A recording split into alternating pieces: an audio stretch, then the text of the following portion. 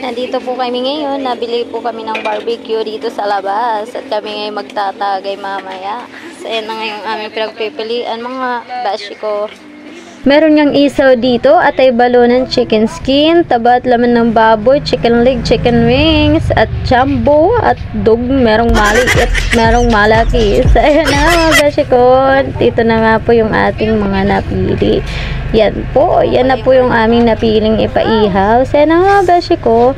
Pagkatapos namin dyan ay maghahanap pa kami ng tuba. Diyos ko, may mar-mar. Hindi nga namin alam kung saan kayo maghahanap ng tuba mga beshi ko. At hindi naman talaga kami taga dito sa lugar na ito. Ito lang naman aming kaibigang napakaganda yung taga dito. Dinayo lang namin. So, na nga, pupunta na tayo maghahanap ng tuba. Nagkataon lang, naka-block kaming lahat. Wala ako nga nagtagtutokor. So, ngayon, dahil nakabili na po kami ng pulutan, tatlo lang po kami. Plano po kasi namin mag-inuman. Ngayon, dahil nakabili na kami ng pulutan, hahanap naman kami ng tuba. Kasi hindi mo na kayo mag-inom ng gin. Na-hangover kayo, may mga trabaho bukas. So, ayan. Alam. Saan tayo maghahanap ng tuba, guys?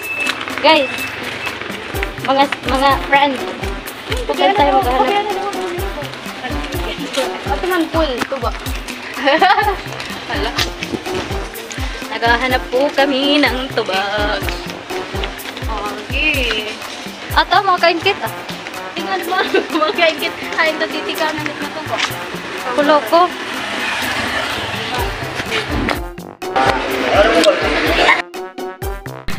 Mukha ng babaeng sobrang saya dahil nakahanap na ng tuba. Finally!